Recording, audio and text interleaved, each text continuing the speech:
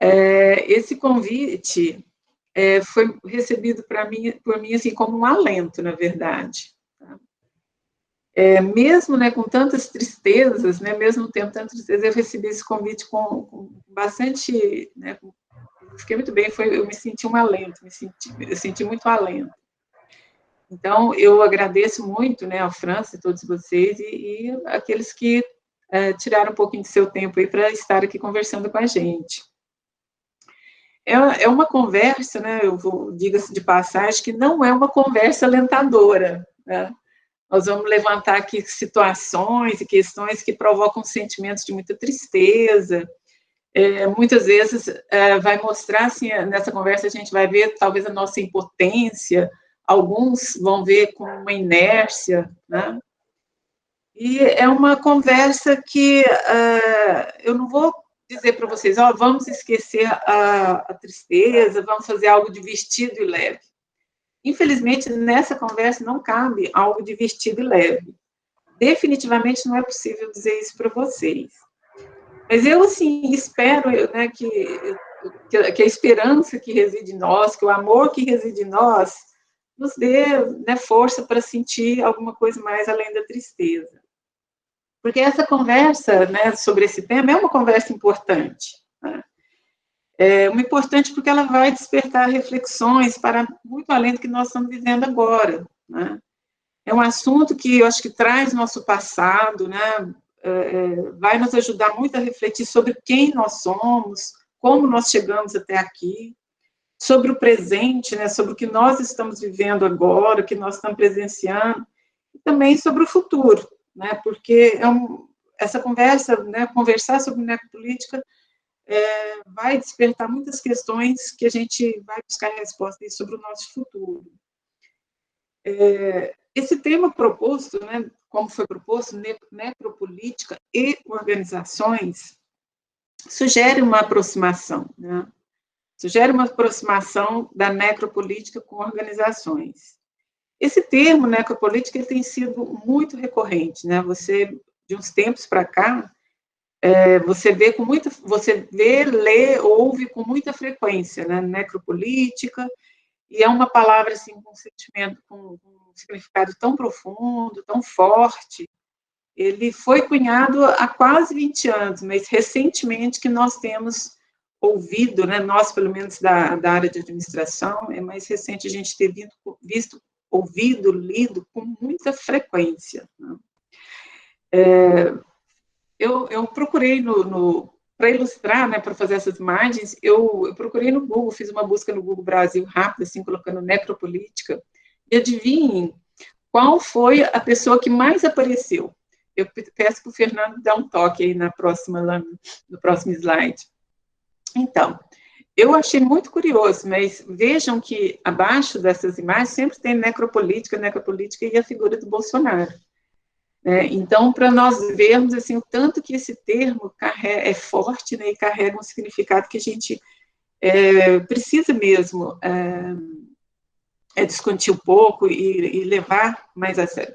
Bom, mas eu mostrei isso aqui só porque eu achei muito curioso, né, como a figura dele foi recorrente quando a gente fala, quando eu busquei necropolítica, veio, né, foi muito recorrente, e aí eu acabei colocando a busca, né, necropolítica e Bolsonaro, e encheu a tela. Bom, pode passar para a próxima, Fernando? Então, como que esses dois termos, né, necropolítica e organizações, se aproximaram? Tudo bem que o estudo das organizações é multidisciplinar, então nós vamos ter associações de organizações com todas as ciências, todos os campos de conhecimento, e as organizações, elas têm uma presença muito forte em todas as sociedades, né, no nosso passado, agora, e certamente no futuro. Então, não é estranho, né, que as organizações sejam associadas a vários termos. Necropolítica é um termo cunhado por um filósofo, né, o Attila Membe, em um ensaio publicado em 2003, né, disponível na internet, uma ótima leitura para quem não leu ainda. E o seu significado mais simples, né, remete à política da morte, ao poder do Estado de matar e deixar viver. Então, veja só, não é a política de deixar de matar, é de deixar viver. Então, eu acho que é bastante adequado a gente, antes de falar mais de necropolítica, buscar ali as noções de biopolítica e biopoder, formulada pelo Foucault, né, porque o conceito de necropolítica, de uma forma, ele foi formulado se sentando nessa discussão do Foucault, porque o Attila Membe, ele vai falar que essa noção do Foucault, que foi formulada lá nos anos 70, 80, essas noções, elas são insuficientes, né, para retratar o que nós temos hoje, né? Quando o Attila Membe escreveu no começo dos anos 2000, ele fez toda uma argumentação mostrando que aquela noção de biopolítica e biopoder, conforme Foucault traz, é insuficiente para mostrar os nossos momentos de então, né, que persiste até hoje. Então, é importante a gente lembrar um pouquinho, né, que os conceitos do Foucault de biopoder e biopolítica se concentram muito na ideia dos mecanismos do Estado, né? E diferentemente da noção, né, Foucaultiana de poder anterior, cujo olhar era sobre o indivíduo, né, o poder nas relações e muito focado no indivíduo, quando ele fala de biopolítica, ele descreve como que o poder não incide apenas sobre o indivíduo, mas sim sobre os corpos de uma população. Então, ele vai falar da prática, né, do biopoder, que a população é o alvo e não o instrumento. O alvo da relação de poder passa a ser os corpos, né, uma população. Então, ele vai falar que os instrumentos que o governo se dará para obter esses fins, né, que é o desejo da população, que são, de algum modo, imanentes ao campo da população, serão essencialmente a população sobre a qual ele age.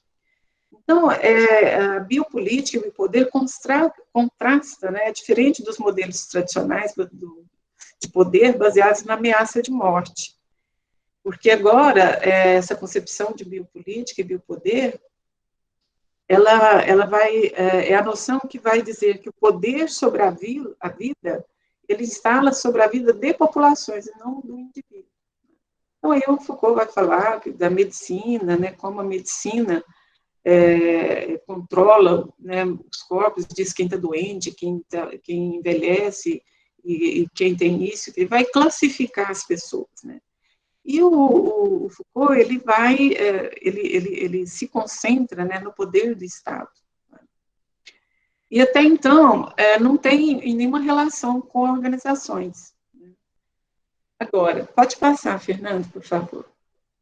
Agora, quando o Attila vai propor essa noção de necropolítica, necropoder, ele vai propor para explicar essas maneiras, né, no mundo contemporâneo, né, como as armas de fogo são implantadas no interesse da destruição. As armas de fogo e qualquer arma, né, como as armas são utilizadas, né, para a destruição de pessoas, também de populações, e para criar esses mundos de morte. E ele vai usar uma expressão, né, sobre os mortos-vivos, o status de mortos-vivos, porque ele vai dizer aqui que não é apenas a morte física, né?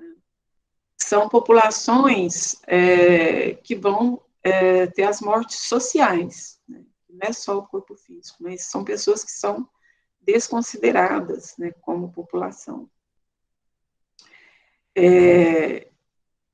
Então, aqui, nesse ensaio, o Attila, ele também não fala de organizações, de capitalismo, ele faz uma referência lá ao capitalismo só, bem tangencia, mas ele fala das fazendas e das colônias, o trabalho escravo nas fazendas, nas colônias. Então, ele, para mim, já é uma aproximação que a gente poderia fazer da necropolítica com as organizações, né, com o trabalho. Pode passar, Fernando, por favor.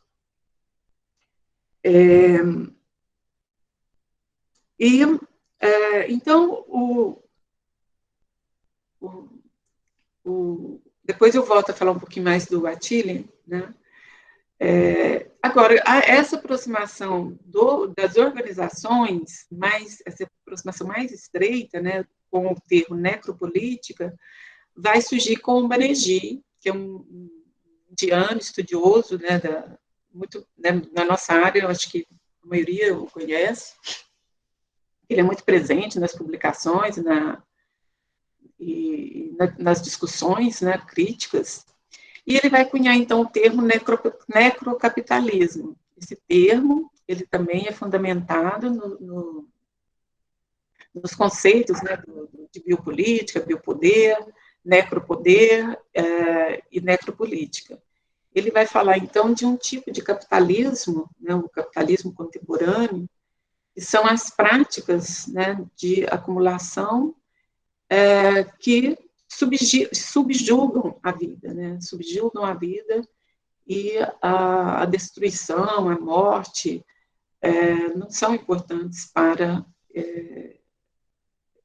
o necrocapitalismo. Então, o necrocapitalismo são aquelas práticas que vão subjugar as pessoas e vão levar à morte, sem qualquer noção de ética, de respeito, porque o que está em jogo é a acumulação, é o lucro. Pode passar, Fernando.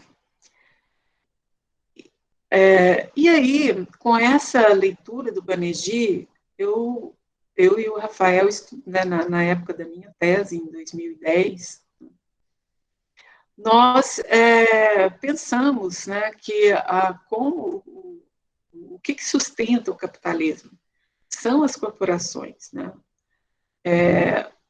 A participação de pequenos negócios, né, no capitalismo é uma participação extremamente importante, mas esses pequenos negócios, microempreendedor, eles também são engolidos, né, pelo capitalismo, eles também são explorados pelo capitalismo, eles também são mortos pelos capitalismos. Quando se vê, né, aquele índice de as pequenas empresas duram dois anos, né? Quer dizer, isso é notório que vai durar só 2 anos mesmo, porque elas estão ali a serviço das grandes corporações também. E somente sobrevivem os negócios que são interessantes para o capitalismo contemporâneo.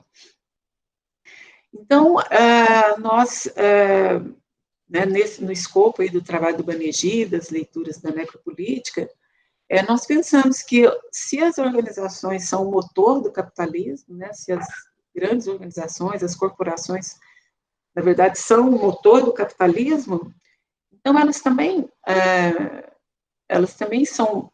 matam, elas também levam as pessoas à morte, né? A morte física ou a morte social. Elas também, as organizações, as grandes corporações também excluem, né? Também matam. E daí a analogia, né, com a necrocorporação. E essas imagens que eu trago aí, né, a primeira é do desabamento em Bangladesh das indústrias de confecção, né, que ocorreu em 2011. Então, todas essas grandes marcas, né, compram a sua produção, principalmente da Índia, né, tem outros da China, Kuwait, mas principalmente da Índia, porque a Índia tem ali um complexo, né, em Bangladesh, ali em volta, tem um complexo, né, de confecções com condições de trabalho escrava, análogas à escravidão e extremamente prejudiciais. A Vale, né, que não precisa de apresentações, o acidente, o caso lá do Golfo, né, da BP, e o crime também de Bhopal, na Índia também. Então, assim, são casos emblemáticos, né, que para justificar esse nome, de necrocorporações, porque eu estou falando aqui de grandes corporações, grandes conglomerados, e que matam, né? Matam, e não é somente, e para a gente ver que não é somente uma morte física, muitas pessoas morreram aí. Mas, por exemplo, até hoje, muitos desses casos aí estão sem solução. Pessoas estão ainda sofrendo as consequências, né? Por exemplo, no caso da Índia, até hoje, tem as consequências, né? E nunca foram reparadas, e não há como reparar. Então, eu tenho estudado também, às vezes eu já recebi né, algumas críticas, sim, que é um exagero. Mas, nossa, o capitalismo é genocida. E as corporações também são genocidas, porque mesmo que o termo genocídio tenha sido cunhado para retratar o Holocausto, né, e muita gente entenda que nada é comparável ao Holocausto, mas trazendo esse termo para uma visão, né, mais contemporânea, são muitas mortes que acontecem, que ocorrem como consequências desses crimes. E, por exemplo, são tantas mortes que a gente não tem nem ideia de quantas foram, né? Mortes físicas e sociais. A gente, por exemplo, de Mariana, de Brumadinho, tem uma contagem, tem uma estatística. Ninguém imagina que alguém está passando, que alguém não ter avisado para ninguém estar ali. Então, assim, todas as estatísticas, elas nos levam a pensar que não são, né, reais. Bom, então é notório, né, que o cristianismo, ele deixou, né, um sistema, né, ele se tornou um sistema destruidor, né, ele deixa a destruição do seu caminho. E isso, esse sistema capitalista tem um motor, que são as gerações. Pode passar, por favor. Então,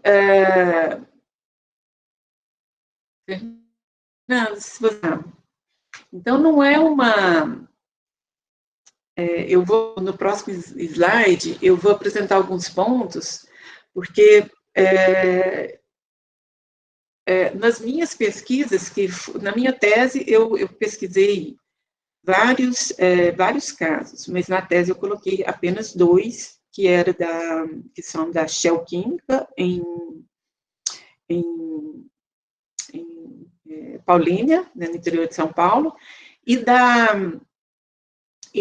Ródia, na Baixada Santista. Mas eu pesquisei outros casos também, só que eu retirei porque iria ficar meio confuso, né, porque era um outro setor automobilístico. Mas eu fiz as pesquisas e eu analisei muitos documentos para chegar às conclusões que eu cheguei e que às vezes a gente recebe crítica, que é em relação à intencionalidade. Porque muitas pessoas vão falar, mas como que vocês estão dizendo que as empresas matam? Né? São os negócios. Tudo bem, são os negócios, mas eles matam. Né? A dinâmica, ela é intencional, sim.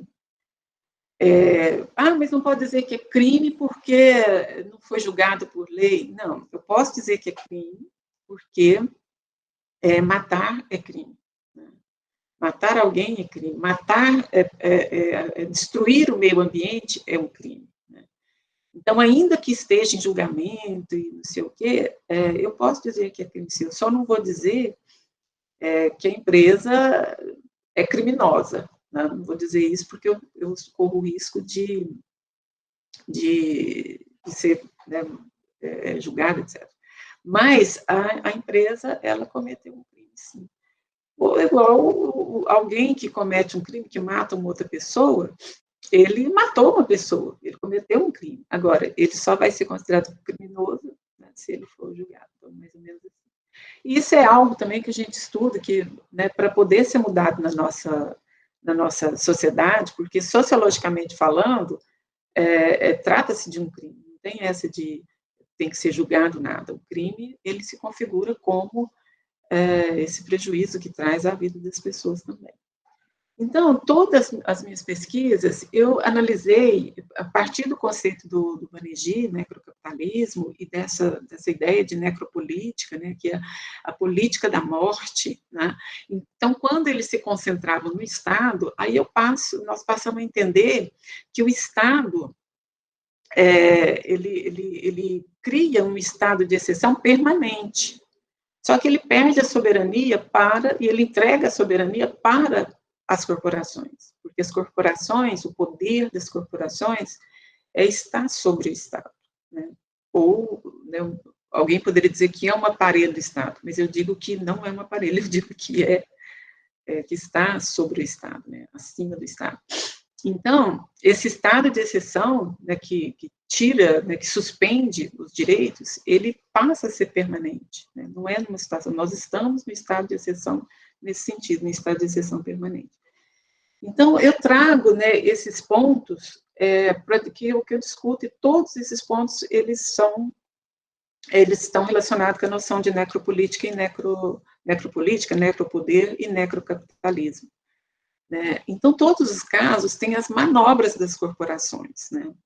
Elas se unem umas com as outras por meio de fusões, por meio de lobbies, né? Então, tem certas manobras, por exemplo, em alguns casos, elas compram elas abrem determinado local, exploram, e depois elas vendem para uma outra empresa que às vezes é até associada a ela, ou a uma joint venture, alguma coisa assim, para a culpa não recair sobre elas.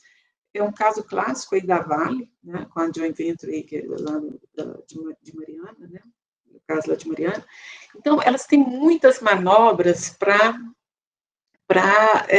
se eximir da responsabilidade, né, para dizer que, quando aconteceu, eu já tinha vendido para tal. Então, essas manobras, elas são muito claras, muito evidentes, né, elas vão permitir, então, que seja cada vez mais difícil responsabilizar alguém, e também por meio de lobby, né, elas fazem lobby no Brasil nós temos aí as bancadas, né, da Bíblia, da bala, né, bancada da bala, da Bíblia e do boi. Então, é claro que essas manobras, elas permitem, né, que o estado de exceção seja permanente e que as corporações façam, repitam, reincidam e não acontece nada. As armas e a produção da morte. Nesse item, né, nesse aspecto, eu posso afirmar, né, da intencionalidade de matar. As grandes empresas, elas sabem, né, os grandes negócios, as grandes corporações, elas sabem que alguém vai morrer. Elas sabem que muitas pessoas vão morrer, sejam empregados, sejam consumidores, sejam a comunidade. As armas empregadas não são as armas as armas de fogo, né? Não somente as armas de fogo, né? Mas os agrotóxicos, os maquinários. Então, tem situações que nós analisamos que a proteção, não existe proteção para aquele determinado agrotóxico. E é preciso manuseá-lo para aquele minério, não tem proteção para aquele minério. A pessoa vai para a mina, a pessoa vai para a planta, né, o empregado, eles vão para a planta sem a indumentária que impede que o agrotóxico penetre. Eles vão com todos os EPIs, mas os EPIs que existem hoje não são suficientes para deter determinadas substâncias. Então, nesse aspecto, né, as armas para a produção da morte, elas são variadas, né? Então, não venham dizer que as empresas, né, os laboratórios, as empresas não saibam que isso vai acontecer. E assim, a gente poderia enumerar vários outros casos, como, por exemplo, as cobaias, né, na indústria médica, na indústria farmacêutica, desculpa, na indústria farmacêutica tem as cobaias, né, e aí passamos para o próximo aspecto, né, que são as vidas dispensadas, onde que as cobaias, onde que a indústria farmacêutica busca suas cobaias? Onde as vidas são dispensadas. Não existe, né, cobaia na classe rica. Não existe na classe dos capitalistas, não existe. Então, cria-se, né, essa necropolítica que sustenta ali o necrocapitalismo, ela vai utilizar das vidas, né, que são destruídas, são dispensadas, não interessa para o capitalismo. Né? Interessa, o capitalismo vai precisar delas como cobaias, né, como, quer dizer, a qualquer hora elas podem ser excluídas ou desfeitas. Então, não me digam que isso é por acaso, não me digam que isso deveria de acontecer de qualquer forma. Não, é intencional. É intencional porque o lucro está acima das vidas. E quando eu estou falando em vida, porque quando na tese eu e o Rafael desenvolvemos essa noção de crimes corporativos contra a vida. E nós não dissemos contra a vida humana, porque nós deixamos claro no texto que é contra a vida, seja humana ou não humana, né? Então, de todas as espécies. Então, o lucro está acima das vidas. Eu ouvi muito depoimento assim, olha, eles deram para nós uma casa em outro lugar, eles deram dinheiro para a gente comprar, fizeram um loteamento lá para a gente comprar casa, mas eu queria a minha casa. Eu queria a casa que eu plantei, aquele tomateiro, que tinha lá a casa do meu cachorro do lado de fora, tinha um galinheiro, tinha não sei o quê. Eu queria aquela casa, eu cresci naquela casa, eu queria era ela, eu fiz com muito amor. Então, assim, isso está acima da vida, porque eles poderiam, nesse caso, eles poderiam ter evitado, eles poderiam ter dado um outro destino para aquele material radioativo, intoxicante, mas preferiram economizar, porque o lucro estava acima das vidas. Porque o lucro ele tem que ser alto para poder atrair os investidores, para poder atrair o acionista comum, que pode ser você, qualquer um de vocês, ou pode ser eu, que nem sabe o que está acontecendo, mas a gente tem ali um pouco de dinheiro, eu não tenho não, vou deixar só por conta de vocês, que tem ali um pouco de dinheiro e vai investir, né, 10 mil reais, 5 mil reais, investe lá, nem sabe direito o que é, né? Eles contam com isso. E também, para que isso aconteça, tem o consentimento, né? Tem o consentimento, mas vejam só, é um consentimento orquestrado, é o consentimento dos gerentes, né, dos gestores, dos executivos, dos top managers, e tem o consentimento de uma classe, né, eu estou falando classe não no sentido de classe trabalhadora, tá? Mas uma classe de pessoas que inclui alguns trabalhadores que acham que o sistema é assim mesmo, né? Num discurso aí o Attila, ele fala em necro-neoliberalismo. Então, tem o consentimento, né, orquestrado pela sedução do consumo, pela impossibilidade de nós pensarmos nossas vidas, né, de outro modo, sem o consumo, sem o iPhone, sem as outras benesses da nossa vida, sem isso daqui. Enfim, tem um consentimento, né? Tem o consentimento da comunidade que vê aquela empresa como alguém, como uma entidade que vai trazer benefícios para a comunidade, mas sem considerar que quem foi mais beneficiada foi a própria empresa por não ter que pagar muitos dos impostos fiscais. E todo o dinheiro da empresa da empresa estrangeira que tem incentivos fiscais, todo o dinheiro dela é mandado para fora do país, né? Não fica aqui, pouco fica aqui para nós. Num caso que eu estudei, houve consentimento da população, da classe política, quando eles foram em uma reunião em Estocolmo, dizer que o Brasil abrigaria as empresas que quisessem explorar o meio ambiente, né? Enquanto todo mundo estava numa reunião para discutir sobre questões de preservação ambiental, os nossos políticos foram lá fazer contato, né? E, inclusive, uma das empresas que eu pesquisei não pode exercer aquela atividade na França, que é o país pátrio dela, mas ela pôde fazer isso aqui no Brasil, explorar aqui no Brasil. Porque na Alemanha, na França, em alguns países da Europa, elas não podem agir lá, mas elas podem mandar o dinheiro para lá, né? Eles aceitam o dinheiro lá, mas não aceitam que vá explorar o meio ambiente lá. Bom, mas então, esses aspectos e alguns outros, né, que a gente poderia discutir, mas eu estou vendo aí que o meu tempo está já quase terminando, mostram claramente que não é algo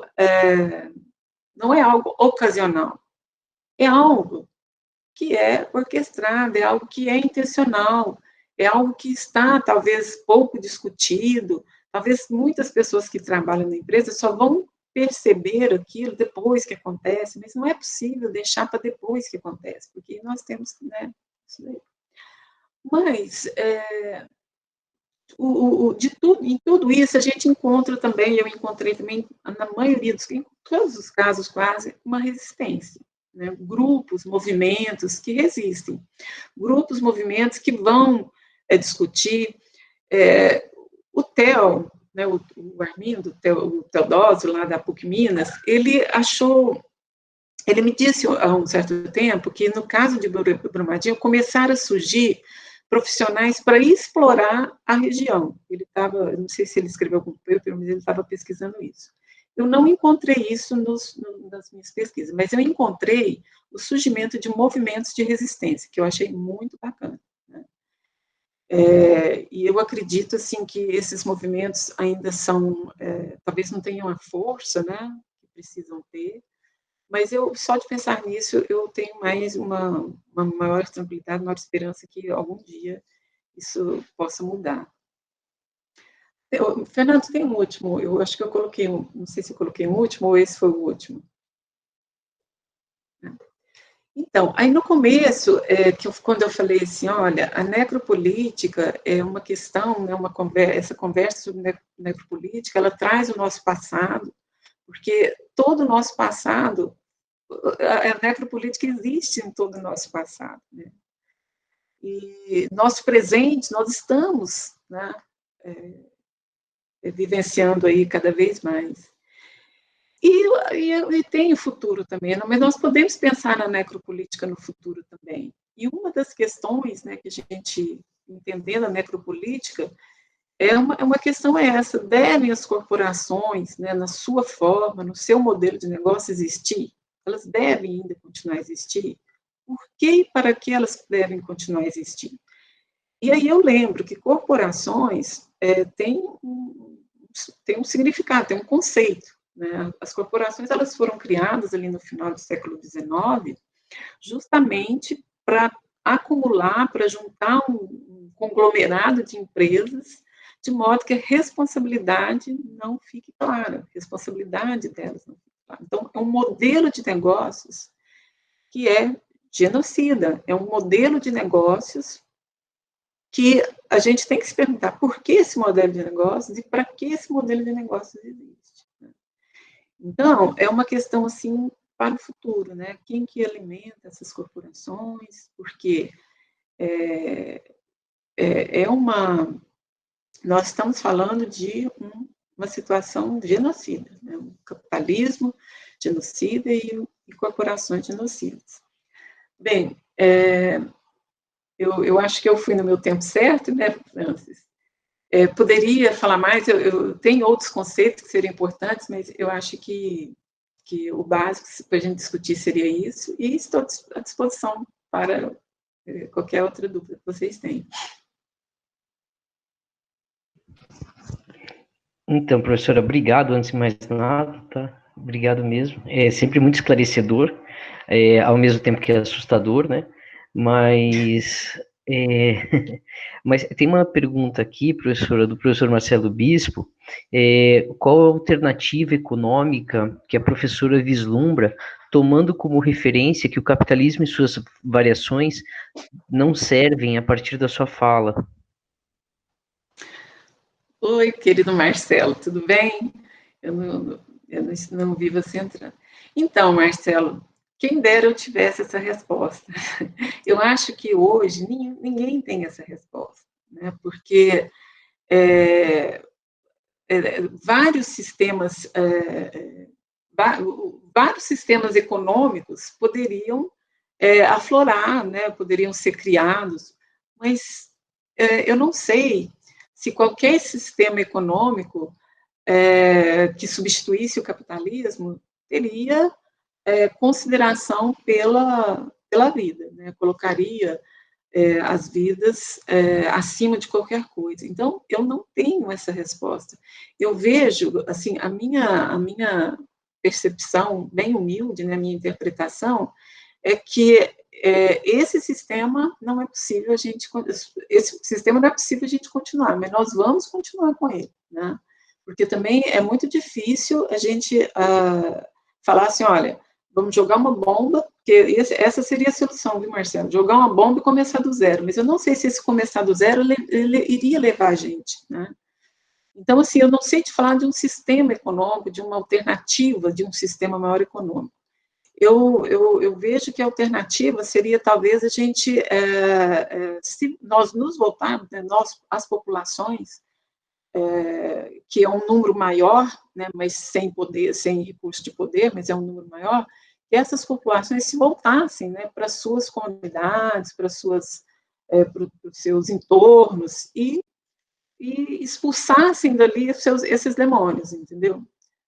Essa seria uma alternativa, né? Mas eu não vou dizer para você que é economia solidária, que é economia de comunhão, eu não vou dizer isso, porque esses modelos eu não sei se eles seriam também bem-sucedidos. Mas a alternativa, eu só acredito mesmo que esteja em nós. É ingênuo? Perfeito. Não sei, Marcelo, mas...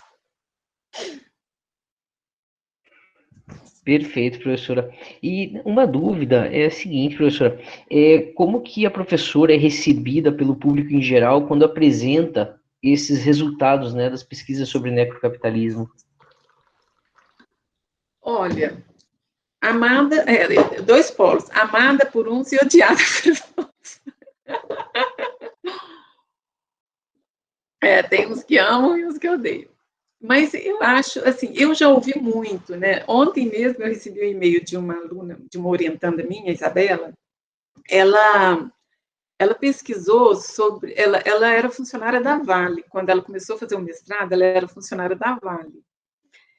E quando, uma certa vez eu falei, né, na época da Mariana lá, eu falei alguma coisa, eu senti que ela ficou assim, porque eu não sabia que ela era funcionária da Vale, eu senti que ela fez. E ela veio conversar comigo, professora, eu fiquei daquele jeito, porque eu sou funcionária da Vale, mas tal, e eu fiquei com vergonha, eu fico com vergonha de falar que eu sou funcionária da Vale. Eu falei, não, eu conversei com ela, tudo.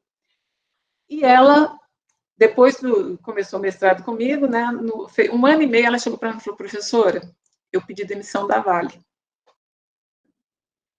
E ela fala para mim, aí nós continuamos, né, e publicamos um artigo, tudo, ela mandou um e-mail para mim ontem, assim, professora, eu posso dizer, na minha vida, tem o AC antes de Cíntia e o DC depois de Cíntia. Então, ela falou, né, que eu fiz ela refletir muito, que ela viu muitas coisas, ela está muito bem com ela mesma. Então, assim, eu tenho muitas respostas, né, que me entendem, né, e concordam. Mas eu tenho muitos também que vão, né, me jogar, né, pedras, mas tranquilo. Perfeito, professora. E assim, professora, como que é falar sobre necrocapitalismo para estudantes de administração, tendo em vista que há um contingente de estudantes de administração muito grande que chega na sala de aula esperando justamente fazer parte, né, dessas organizações? Olha, Fernanda, essa pergunta é ótima, porque foi um sentimento, sabe, que eu tive quando eu comecei a dar aula, né? Eu comecei a dar aula em 1998. Então, eu falava isso, eu sentia muita agressão, né? Eu era agredida na sala de aula, né? Por conta desse pensamento crítico. Não falava ainda em necrocapitalismo, mas nesse pensamento assim, de formar um administrador mais crítico. Então, eu escutava muito assim, professora, você não quer que a gente arrume emprego? Sabe, era muito assim, né? E aquilo me desgostava profundamente. Mas de uns anos para cá, sabe, eu posso dizer uns 10 anos para cá, eu creio que, assim, de uma sala eu estou falando em nível de graduação, uma sala de 40 alunos, 10 concordam comigo. E 10 sempre vem, mesmo depois de formado, sempre vem me procurar para ter algum esclarecimento, ou às vezes tentar a carreira acadêmica, sempre tem aqueles, né? Então, ultimamente, eu não sou assim tão mal recebida, não, sabe? E aí eu provoco muitas discussões, eu levo caso de ensino para eles, né? Casos de ensino, um deles eu mesmo escrevi, eu pego de outros colegas que vão fazer uma abordagem assim, e eles têm uma resposta positiva. Mas a questão é que eu dou aula no quarto período. Depois de mim, tem 30 professores. Esses 30 professores não vão falar, nunca mais vão lembrar de mim. Então, essa é uma questão. Então, assim, eu digo assim, desses 40, uns 10 continuam, né, com aquela ideia, veem aquilo, mas nos primeiros tempos era assim, de 40 alunos, era 40 que me odiavam. Hoje tem mais tranquilidade.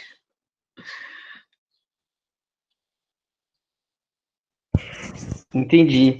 E, professora, entre os próprios colegas da universidade, outros professores, enfim, como que é, né, a recepção sobre o tema? Olha, eu tenho uma diretora, né, que a Juliana conhece, que ela é da área de finanças, é minha amiga, eu amo ela. Ela é da área de finanças e ela, assim, eu acredito, né, que ela deva achar um horror, mas ela nunca falou comigo sobre isso. Então, assim, lá no meu grupo, né, os que são muito próximos comigo, né, me entendem tudo, e aqueles que são próximos, mas não querem confusão, eles nem me falam o assunto, entendeu? Nem conversam comigo sobre isso, né? Então, as conversas são, assim, eu não saberia dizer, mas é claro que na faculdade de negócios, a maioria, né, tem um pensamento oposto ao meu, a maioria. Né? Ali, talvez, nós somos 70 professores, talvez 5, 6 estejam, né, na mesma linha de pensamento que eu, os outros não. Mas a maioria, assim, não, procura não, sabe? Eu acho que, sabe por que eu acho? Porque acham que não ligam mesmo, porque acham assim, isso aí não vai dar em nada, não é importante.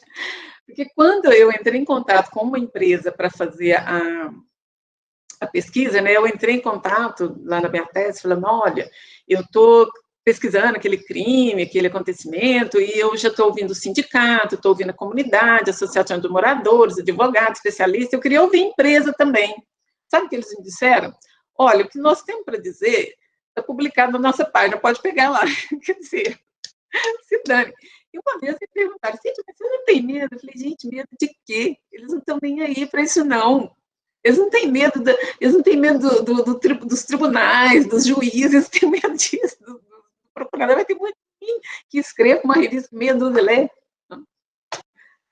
Então, assim, eles também, eu acho que eles, por exemplo, já me chamaram muito assim de, ela vive no mundo da Matrix, sabe? Tipo assim, ignorando, né?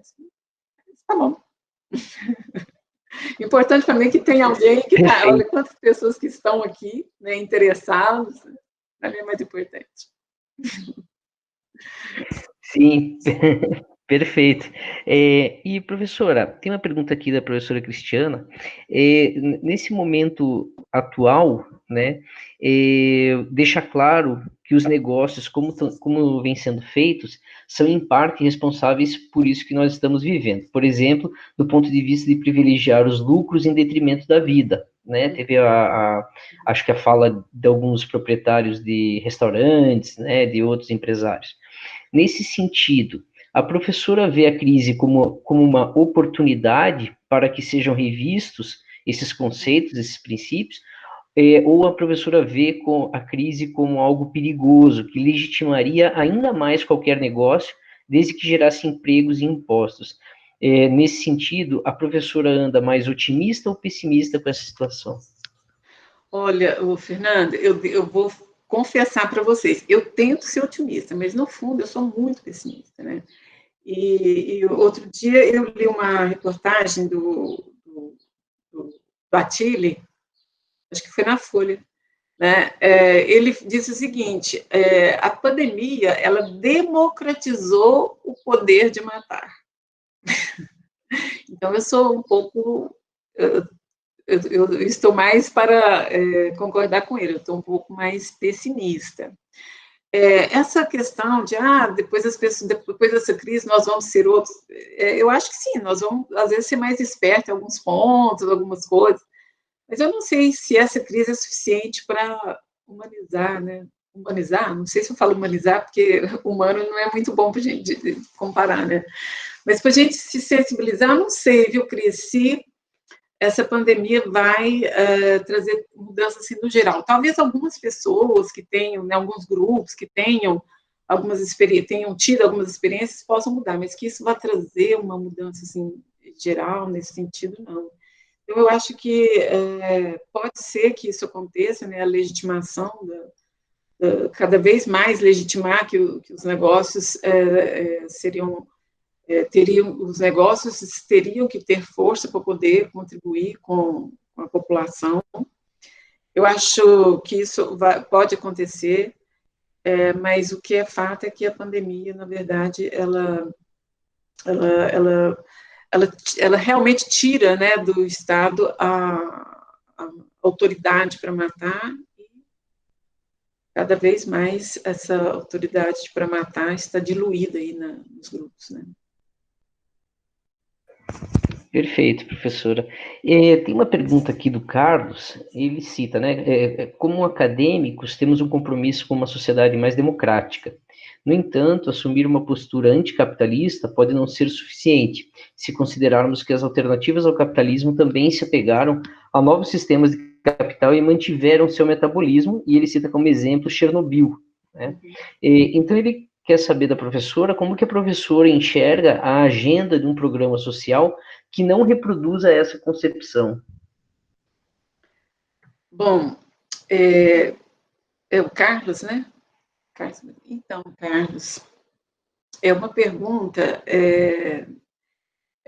assim bastante interessante, e eu vou te dizer, eu falei um pouquinho agora há pouco que eu não saberia dizer se a economia solidária, esses projetos sociais, esses empreendimentos, né, sociais, eu não saberia dizer se eles realmente são a solução. Quando eu faço essa crítica ao capitalismo, eu faço essa crítica assim, procurando entender o quanto que esse capitalismo contemporâneo ele é agressivo, ele é genocida.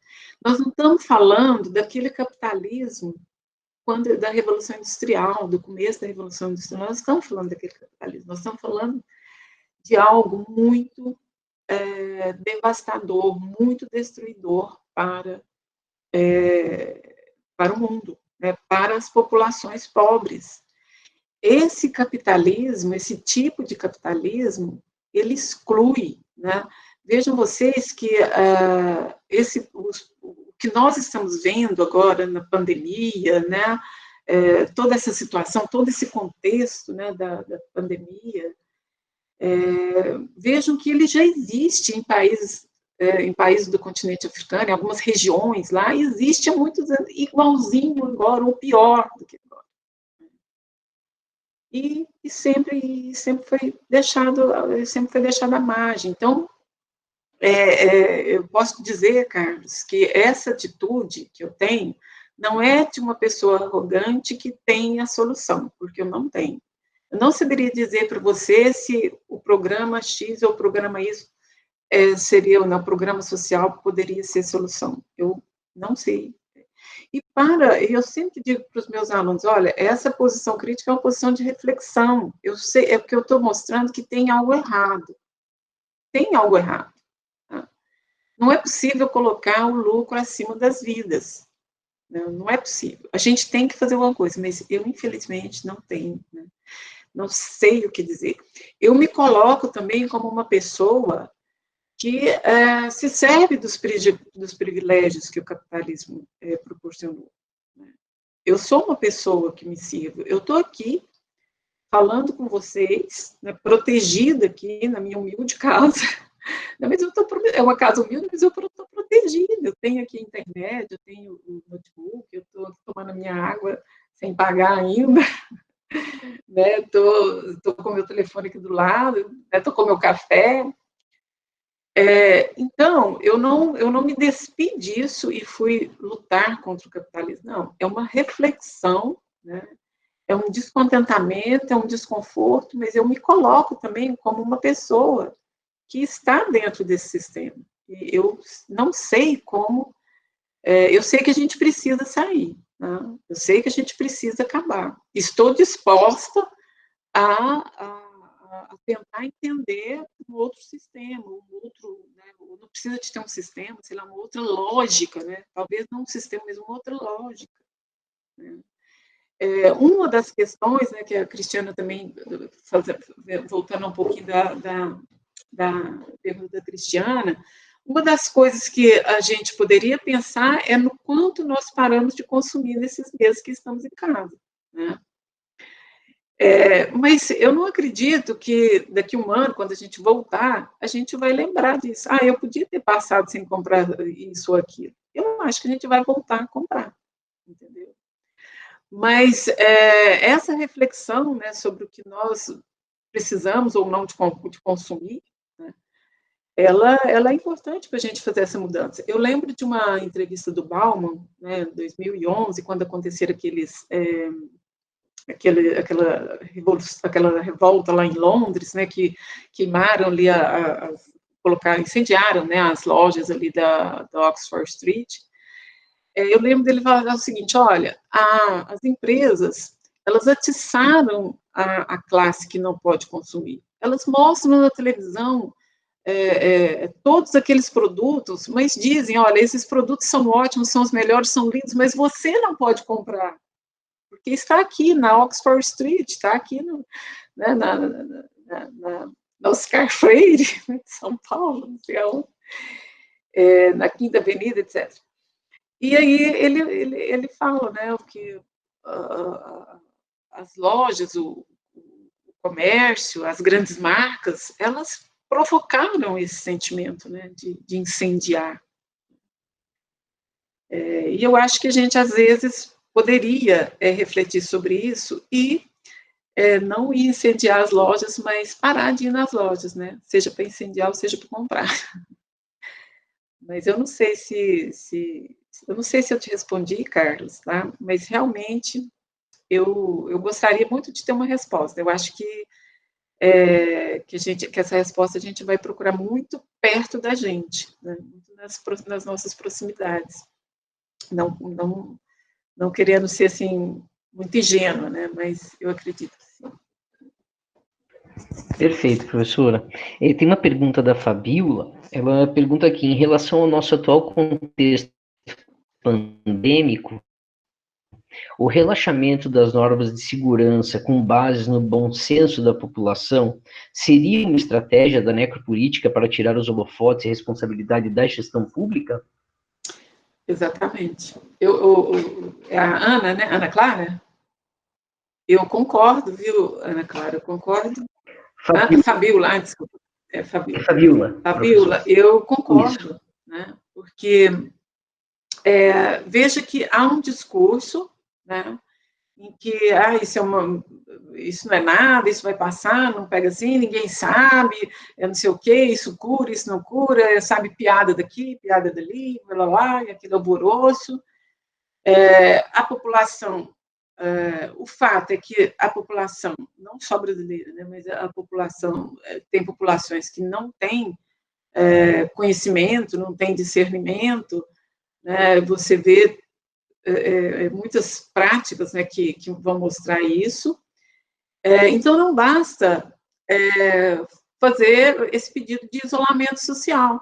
Agora, o que a gente poderia, assim, considerar é que uma crise, né, eu vou voltar agora para os ensinamentos da gestão de crises. Uma crise, a gestão da crise, ela não começa quando acontece a pandemia.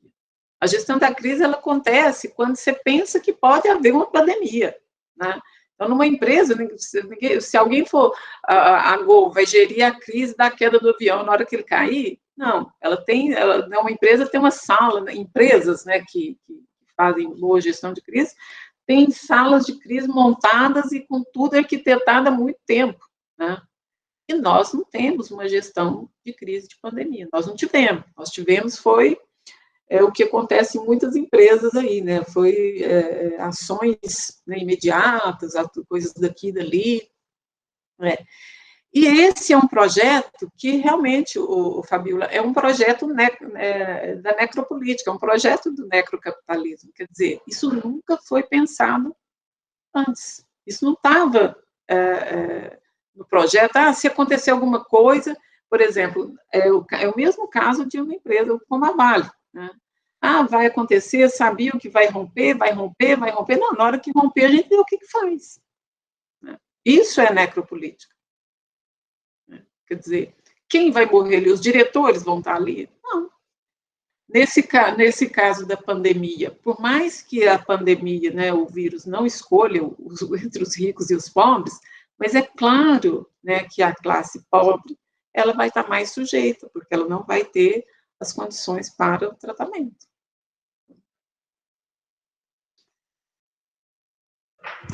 Perfeito, professora. E a professora acha que o judiciário ele é conscientemente partícipe do necrocapitalismo? Olha, o que eu poderia dizer, né?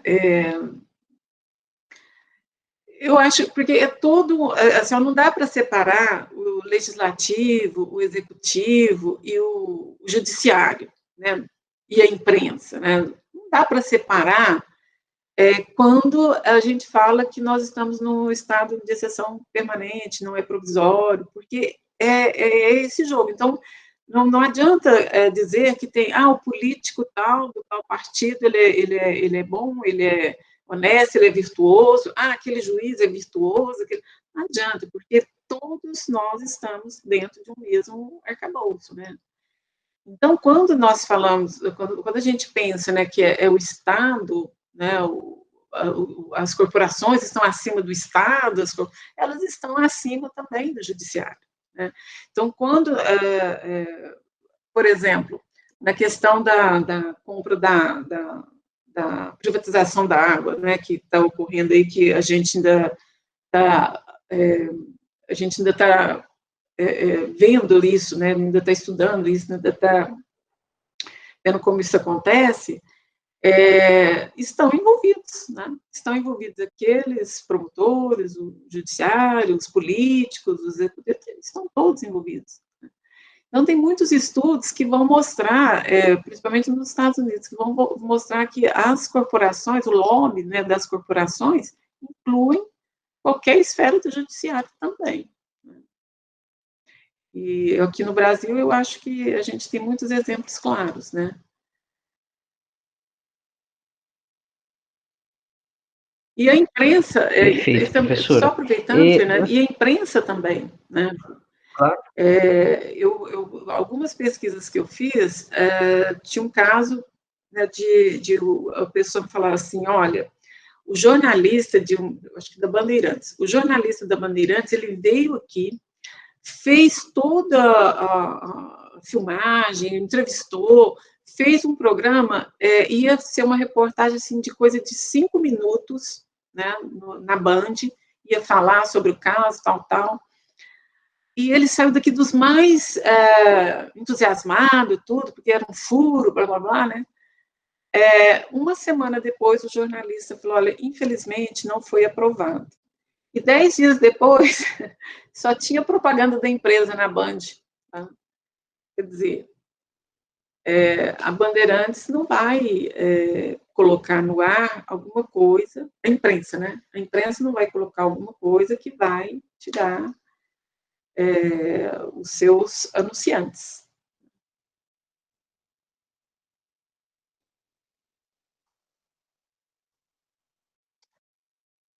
Que a professora desenvolveu, né, os seus estudos sobre essa temática, como que a professora vem percebendo o discurso da responsabilidade social? Ela aparentemente, ela aparece como um bright side, né, da irresponsabilidade social, né? Então, eu queria que, né, a professora falasse um pouco sobre isso. Então, responsabilidade social, acho que hoje as pessoas têm mais ideia de que se tornou um discurso e não uma prática. Eu acho que é muito notório que, assim, na verdade, se você cumpre a lei, você é uma pessoa responsável, né? Se você não ultrapassa o sinal vermelho, você é uma pessoa responsável, né? Agora, quando a gente fala de responsabilidade social corporativa, que abrange mais dimensões, além da legal, tudo, aí a gente pode dizer que, sim, é um discurso, porque nenhuma organização, nenhuma corporação eu vejo que traz todas aquelas dimensões como parâmetros para as suas ações, né? Então, a maioria delas pode ter ali, no âmbito legal, pode ter a sua responsabilidade, né? Mas, de modo geral, elas têm mais irresponsabilidade social do que responsabilidade, né? Então, os exemplos são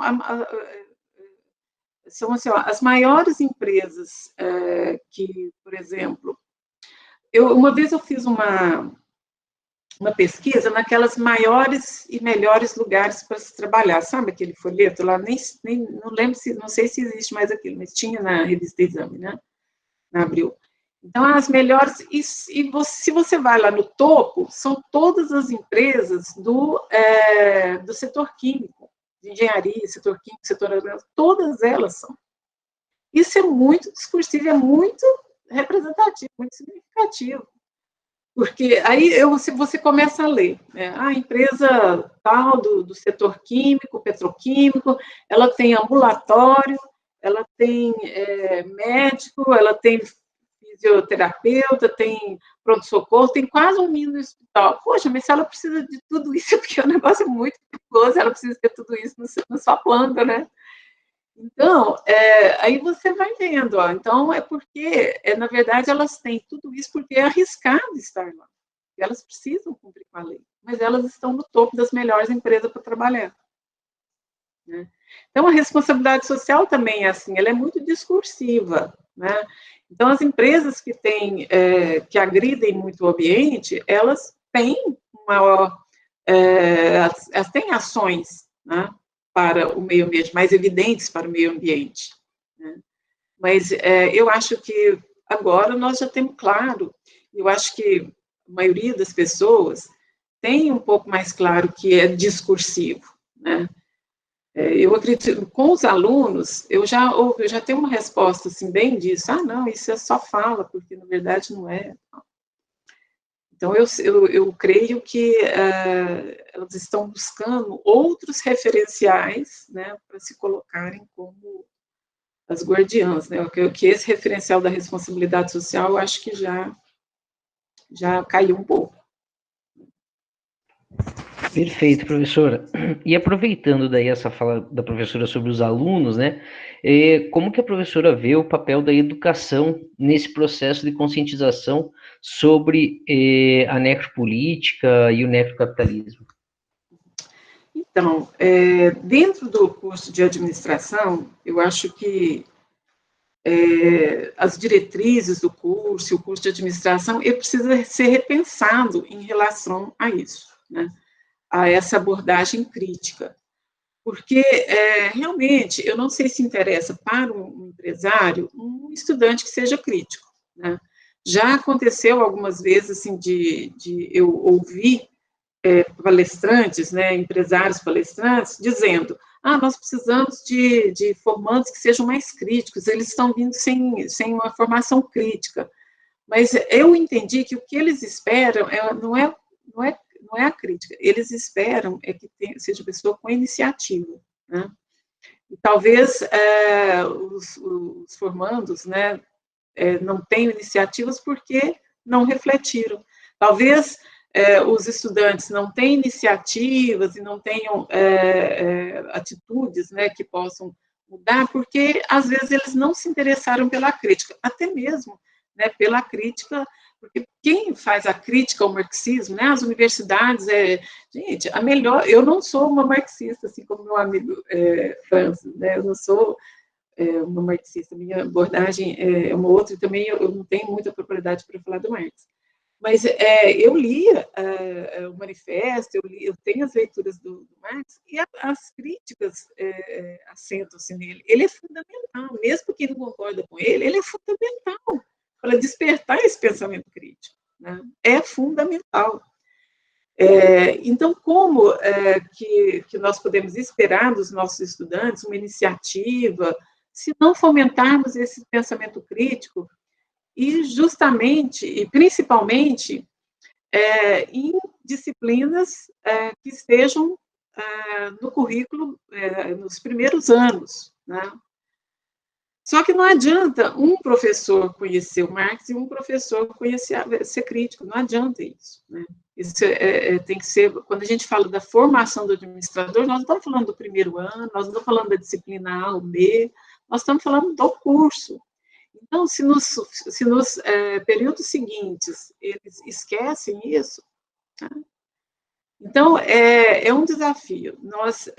Eu tenho lido bastante os críticos, né, ao management. O Martin Park tem um livro, eu acho que tem 2 anos, né, que ele tem crítica, tem uns 2 anos, ele publicou um livro, o Max Alverson também, eles têm publicado muitos livros que a gente deveria ler, nós professores, né, do curso de graduação, deveríamos ler e levar essas discussões para a sala de aula, né, porque, e para fazer o pessoal entender, não só os nossos estudantes, mas os empresários, né, os recrutadores, eles entenderem que a iniciativa, essa capacidade de enxergar longe, de mudar as coisas, elas se fundamentam nos críticos, né? E nada melhor que começar com Marx, né? Mesmo que você não concorde, né? Mas é preciso ler e entender aquela crítica, como que se fundamenta como que ele fundamentou aquela crítica, né? Mas não, as pessoas, eles são mal formados, não têm boa formação, nós precisamos de formandos críticos. Mas o que eles estão chamando mesmo seria pessoas que têm iniciativas, né?